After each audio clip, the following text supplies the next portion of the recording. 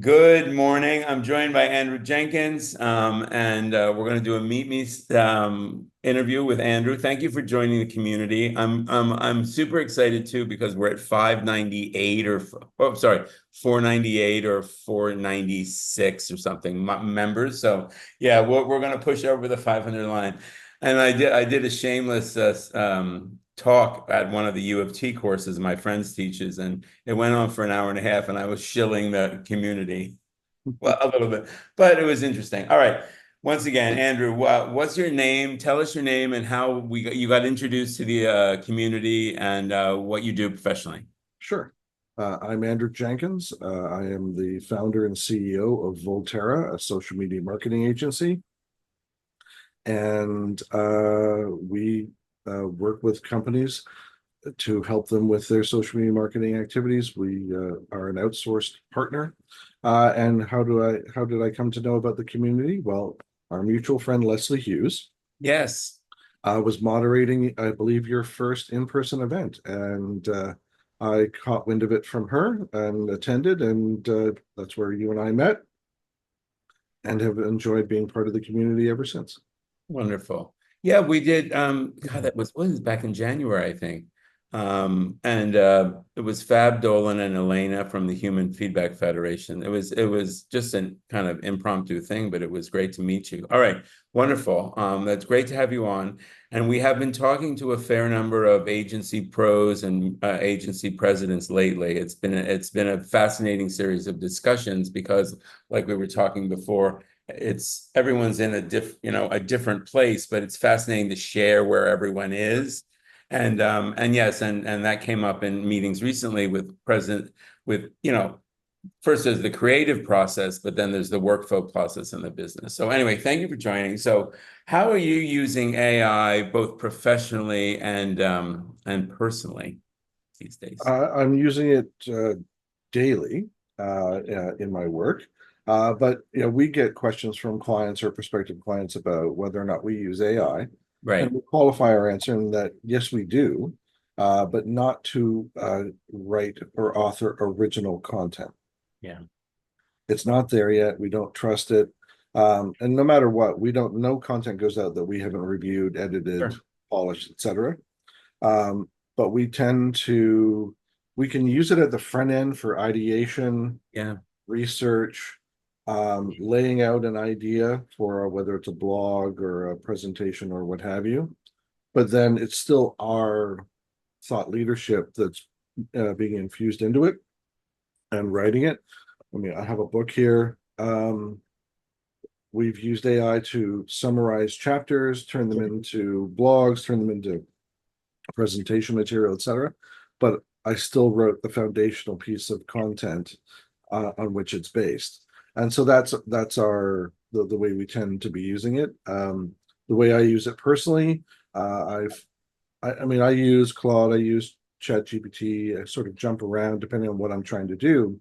But and I use Perplexity, but what I do like is ChatGPT on the phone, where you can have a conversation with it. So, I go for a daily walk instead of listening to a podcast. I can fire up ChatGPT and ask questions, that I'm thinking about for the business, or for like a routine for the gym or meal planning or a high protein diet, whatever.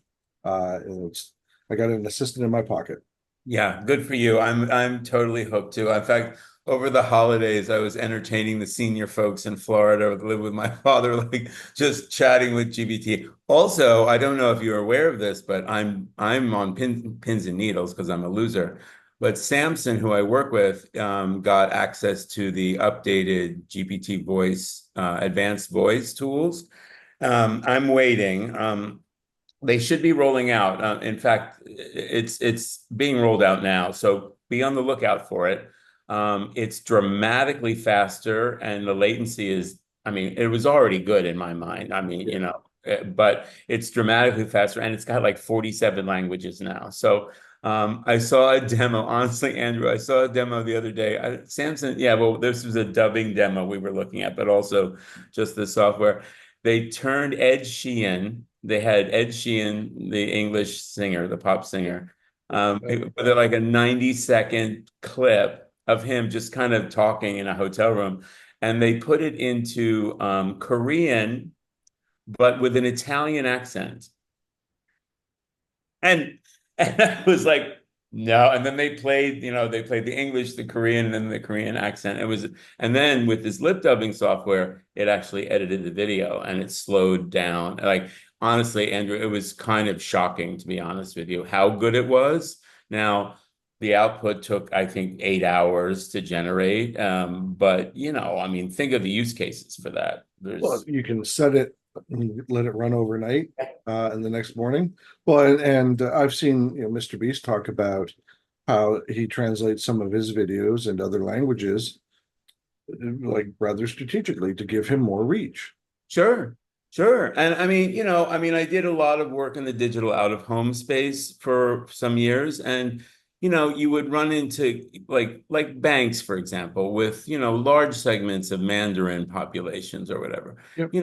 If you freeze a bit of content, do the English, get it frozen, that sort of thing. Turn it into Mandarin, turn it into Ukraine, turn it into Slavic languages, for banks, that's a real use case. Well, we have a client that is doing a paid campaign in September for related to insurance, and they're targeting newcomers. Sure. And There you go. they could be augmenting their language targeting. Yes. Well, I remember the frustration I had when I was just trying to deal with these business cases back in the day. I didn't know anyone now I have to get a proofreader for Mandarin, you know what I mean? Or Cyrillic languages. So and also I love the fact that you're owning it all before it goes out the door. And that's what we're hearing from any agency that's kind of understanding the real risk. I get very nervous. Because they still hallucinate. Their Yeah. choice of words like esteemed Yeah. or Yeah. or sometimes they can be repetitive. Um, and it just kind of like that doesn't sound like a human being Oh, exactly. It's but the thing is, if it can help you get 80% of the work done sure. faster, or one of the examples I like is my head of content when we do subject matter interviews with our clients for blog content, and then we build it derivative content off that. She will use Perplexity as an example or ChatGPT when she's thinking like a line of thought for a blog article. She'll ask AI to argue the alternative Ah, or the smart. opposing to Yeah. basically test the validity, Sure. or it'll bring up counterpoints that she can then argue against in the blog, Yeah. and it makes the positioning even stronger. That's really clever. It might seem obvious, but it's not because like even if you're a smart writer or you're a great marketer or copywriter, you might get one or two of those talking points, but you're not going to get the full menu that you can pick from, right? Yeah, that's brilliant. Have you personally played around with any text to image or text to video platforms? I have. I gave a presentation back in May, and I used images that I created with text or examples from Midjourney of there was a blog post about all these images where AI was asked to basically visualize a persona that represents like different countries around the world, Right. and they were very funny. So I used some of them interspersed because they cliched, stereotypical, whatever you want to Sure. call it. But they're still not perfect. They don't handle if you want text in the Yeah. image, it's Bad. just gibberish. Yeah. Um, or like 90% of the image will be pristine and there'll be some glitch, like a sixth finger, Yeah. or it'll be blurry in one spot, like we'll wise. Like it's almost like the processing stopped. Yes, yes. Well, and to your point, I just stopped my Midjourney paid account, but I was running Midjourney. There's an iMac over here, just running the Discord server and watching people work. I was mesmerized by it. Now, and then of course you got to see the prompts that would generate these images. And some of those Midjourney prompts could be 1,000 words, for God's sakes, like lens, aperture, and that sort of thing.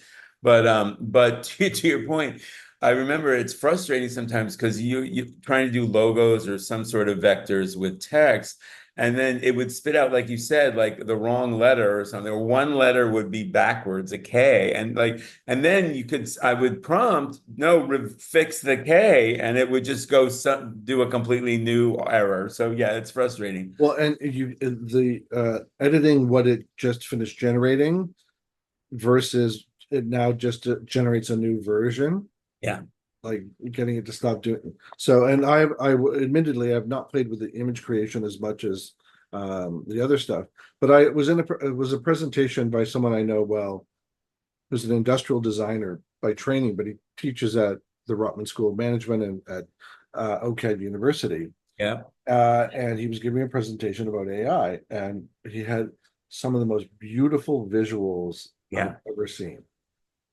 predominantly created with Midjourney. yeah. No, but knowing his background, I said, so if people become better versed with the use of these tools, does that mean that anyone can be an artist? Like or a designer? And he said, no.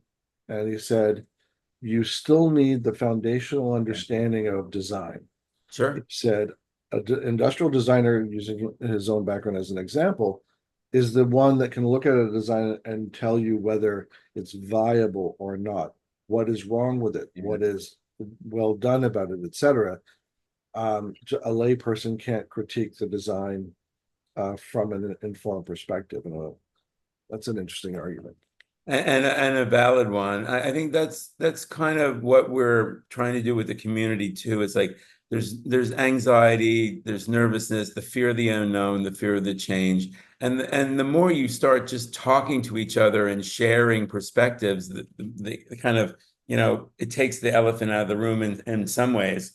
And then, learning the basics to his point, even though you might generate perfect, or you could generate perfect images, if you're a bad designer, you don't have design skills, you'll botch it up. But yeah, that's why I was obsessed with Midjourney for so long, because also just on the server, you could see all these rooms of various different, there's so many styles, right? And so many approaches. But also these tools are being rolled into everything now. Did you hear Canva bought Leonardo? And Leonardo is very impressive, by the way. Leonardo.ai. I don't know if you've seen it. It's I've only seen sort of mentions of it in the media. I've not played with it.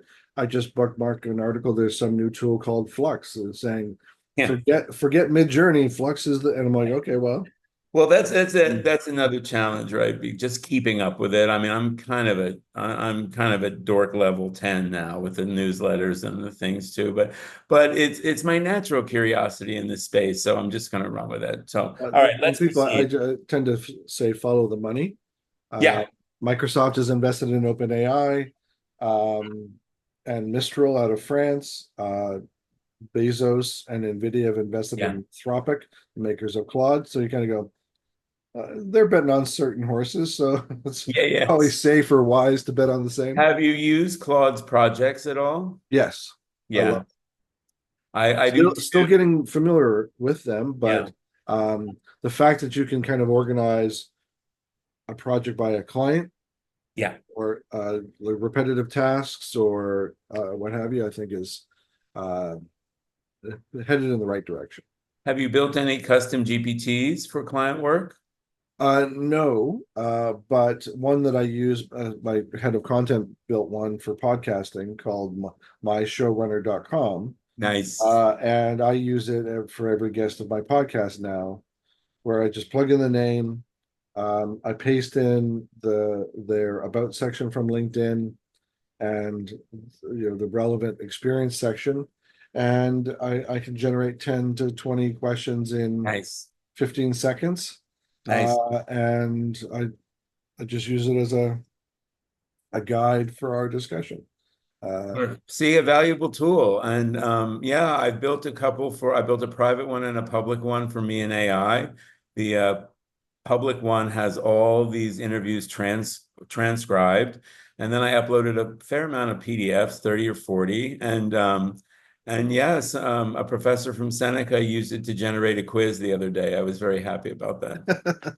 Well, with the custom instructions, so I was doing some work with a number of PDFs yesterday in both ChatGPT, which you can, when you're doing just a prompt, limits you to 10 files.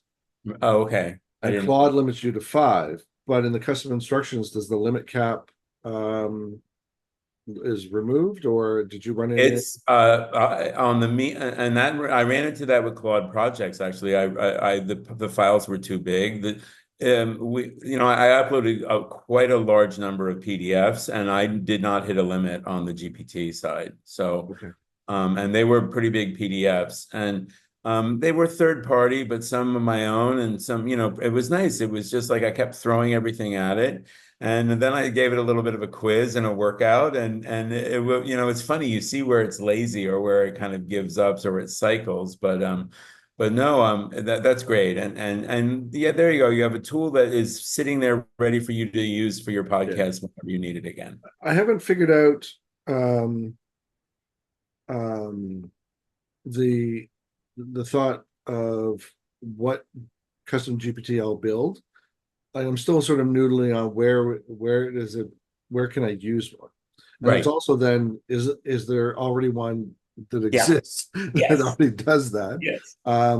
And I'm also I tend to be playing around with new applications in my own work. So yesterday we have a client that is selling audio files No. and like episodes of historical content. Oh, yeah, okay, gotcha. So I have like a dozen transcripts of these hour and 20-minute episodes. And then I had a PDF that was a promotional flyer. This is all quite old material that they're Okay. bringing into the modern era to Yeah. find a new customer base. So I was like at a loss for um, ideas for organic social, ideas for ads, um, targeting. Yeah. And I asked ChatGPT, I said, this is the situation I'm in. This Hmm. is the assets I have. How should I ask you to handle it? Ah, a And meta it gave prompt, as it and it were. gave me, you've Yeah. been hearing of late about the prompt ladder or Yeah. multi-prompt, and it gave me, start with this one, and then here are the 5 subsequent prompts to give it. Nice. And so then I did it side by side, and so I tend to and I in one of the projects I have set up in Claude is a prompt optimization um, project. So I just was playing them off each other to see the output. And so in under an hour, I have organic content ideas, paid content, copy. Uh, Yeah, it's again all still to be reviewed and polished, sure. etc. But to sift through 15 hours of content, Yeah.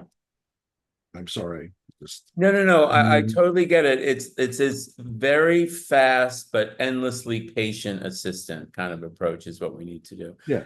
And people like you are doing it in innovative ways of putting the pieces together.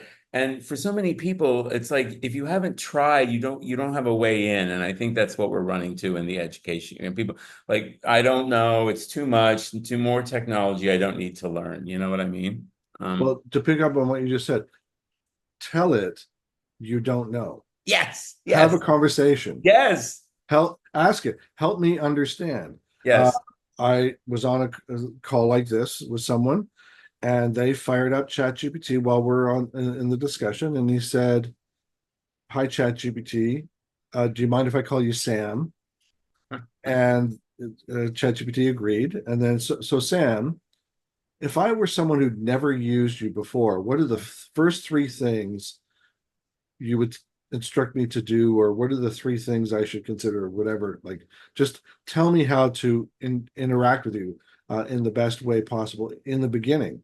And it said, you should do this, you should do it. And it's like, again, just have a conversation. The, Yeah. it will actually help you overcome your own Yeah. impediments, your own hurdles, your hesitations, etc. Well, I've used this line a lot lately, but I'll use it again. We are living through the revenge of the liberal arts majors, right? If you're the right, but honestly, the better it's trained on human language, written text language. The better communicator you are, the better your outputs are going to be.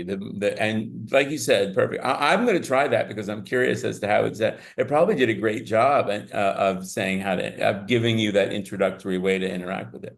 All Yeah. right, let's look at the dark side for a moment. Okay. What do you fear most about AI and changes that will bring? Um, the misuse of deep fakes, Yeah, the misinformation, um, because in many ways you can't unring a bell, right. and misinformation can travel very, very fast, Yeah. and the rebuttal or the debunking doesn't travel as fast or as far. So inevitably, there's residue of Yeah. that can and um, and people are can fall victim or be held out as the guilty party when in fact it's someone else, someone who looks different, Yeah. etc. And so that's what I worry about. And the more having you've taught, I've taught, and I had students in the course I was teaching at the University of Toronto, and they're all working professionals. I said, I want you to, as an exercise, use AI. Tell Yeah. tell the class what you did, what the outcome was, and did it meet or exceed or fail or fall short of your expectations. Well, that's cool because that's more like playing around. But I worry about students in undergrad where they're Yeah. letting basically ChatGPT be their co-pilot to the point of do the learning and the regurgitation back to the instructor for them. And I kind of go, you're going to hit a wall. This is, the grumpy old man, get off my lawn uh, Yeah. frame of Yeah. mind coming through. But they're going to hit a point where someone's going to question whether you truly know your stuff. Yes. And if you let AI, you know, um, carry you through, you will inevitably either not only be found out, but potentially fall victim to, oh, who cares? Like no one ever uses algebra again, kind of thing. Right. Right. That's not, even though I have a fine arts degree, um, for which I'm proud. It's yeah. I think back to I have a degree in film production. We would write film critiques for some of our courses. Well, that's my opinion. That's my thought Yeah. process. Yes. To defer to AI to do that for me. Yeah. And basically, that's AI's opinion of so and so's film or whatever. Yeah. It's I mean this what prompted early on my interest was that the concept of adaptive learning. And it's so I just naturally knew it was going to happen. And I think it was 5 years, actually almost 10 years in learning management systems, building courses, because I didn't teach in the last 4 or 5 years. I just developed courses, but working with a big team and Yep. editing every word and doing video segments. So I was just like wired for learning management systems. But when AI came out and I started reading and researching in the academic side, blah, blah, blah, you realize how disruptive this is going to be to post-secondary education. I immediately went back to U of T and I went to Ryerson or MTU, whatever it's called. And I was like, okay, who's ready to start doing this? Nothing, crickets, right? It was not. And it's still a very much, in many instances, a head in the sand kind of approach in public and Well, education. yourself for undergraduate programs, for them to change curriculum, that's Yeah. not like we can have it changed by next week. No, no, no. No. It's like a year or more. Uh, Yes. committees, uh, Yes. curriculum development approvals, and Little it's like, and small budgets.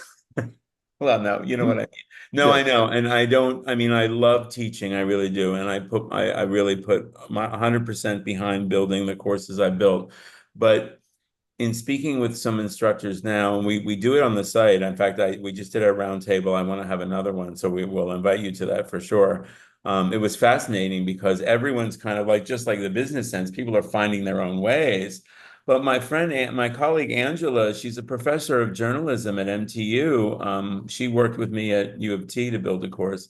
And she literally complained. She's like, she couldn't even have people attend meetings. And she's like, look, this is impacting our industry, so dramatically. So Wow. it's a world of change, but also my approach to that, and what I try and say often as possible is it's re-looking at the assessments. Like if someone can just spit out the right answer to you and you don't, the idea then is, what was the process you got to that answer more than the answer itself? It sounds subtle, but like you said, changing an undergraduate curriculum is a long process. So anyway, okay, I totally hear you though. All right, so on the other side of that, what are you hoping, either secretly or overtly, what AI is going to improve? I think there's lots of areas here, but I'm curious as to what you think that AI will improve in our lives. Well, I was talking to someone recently who was saying, well, they said, let me run a scenario by you. And they described how they were using AI to go out to certain websites, crawl, pull in excerpts, whatever, stitch together some content, and then automate the posts going out. And he said, what do you Mhm. think of that? And I said, you're offering no value whatsoever. Right, right. And he was sort of taken aback. I said, you wanted my opinion. Yeah. Um, and so it's still part of that response to your question about the dark side. So while it will make us more productive, we as content uh, minded people need to make sure that this is why it still has to be derived from quality. Right. Or if it helps you ideate, or like I said, are arguing the counterpoint, which makes your originally authored content, both be it visual or written or video, better, then Yeah. great. But if you're just using it for a volume play, then Right. it's just going to be It's like we're it's flooding the zone with. yes. It's just robotic, mediocre crap being pumped into the world. And Yeah. and there is, it's interesting because you can kind of spin it. Like even recently with meetings with press and things, it's like in some ways AI and the permutation of, like you're seeing it now on LinkedIn, these endless LinkedIn posts that look the same with all the emojis, and it's all very formatted the same. But to your point, it's not offering much value, and it's not curated. It doesn't have an opinion per se, or it is that of generic GPT. The irony there, I think, is actual human interactions, actual human storytelling will become and should become more valuable. Well, it's the cliche from Spider-Man, with power comes great responsibility. Yes.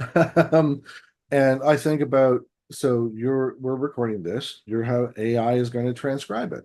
Yeah. And I use Riverside for my podcast, and they use AI is embedded in it. It will give me show notes. It will give me a summary. It will give me potential titles. It'll give me some highlights that can spark ideas for social posts, and it gives me a transcript. And then over and above that, I can go magic clips, and it will cut the episode Yeah. into video clips and to audio clips. I still have to apply an editorial eye, Of course. but so are we more productive? Absolutely. But we still have to be that intermediary party before the stuff goes out for quality control. Right. And like you and I both know, I mean, writing is writing, but it's always the editing is that, and the curation and the nuances and yes, it's exciting and the, in my teaching and my training processes, you want to flip that switch where AI is not the evil doom and gloom that some people think, or it's the end of the civilization. It is a way to live a richer, more curated, more experiential life because even the slightest ideas you have can be fleshed out in many ways. All righty. Well, we could talk all day, I think, and but we have work to do. So Yes. we're gonna end with again an important question. What is the best sandwich, Andrew Jenkins? Well, my current favorite, or the more recent one that I was just blown away by. So there has been a lot of talk on TikTok about bear sandwiches Oh in yes. college. Yep. They only make two sandwiches, a pork and a flank steak. I TikTok said I should go, so I went, and it was very good. It's sous vide, right? It's Yes, yeah, okay. that's how they prepare this. Okay. But and the condiment du jour is chimichurri, which I love.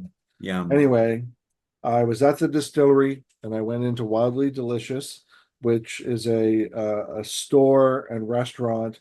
They make their own barbecue sauces. They make their own chimichurri. Well, Mm. their restaurant inside their space, they make their own sous vide flank steak sandwich. And if you thought bear steak was something, Yeah. good God, it was amazing. I So haven't been to the distillery in a long time. I used to work nearby. I used to work in a distillery years ago, but where there's a French restaurant there that's wonderful too. I can't remember. Clooney Bistro. There's a lot of restaurants there. yes, walked by that one of the Yeah, last yeah, times yeah. I was there. Well, now there you go. That's a valuable tip because I'm from Jersey. I grew up in Jersey on the Jersey Shore before Snooki ruined it for civilization. And so the boy loves a good cheesesteak, but you can't find a Philly cheesesteak really in Toronto. I mean, not like you Or can. it's been Canadianized. Yes, or whatever. So I'm always in the mood for a steak sandwich, and I've not been to either one of those. So I will. I have in fact, I'll find an excuse to go to the distillery this weekend. All right. Well, listen. Thanks again for joining the community. Poke around. We'll be in touch. I'm going to do some roundtables in the lab about education and marketing education. We'll continue. We're going to continue building me in AI. And thanks again for sitting down with me having a chat. Thanks for having me. All right. You have a great weekend too. Thanks. Bye.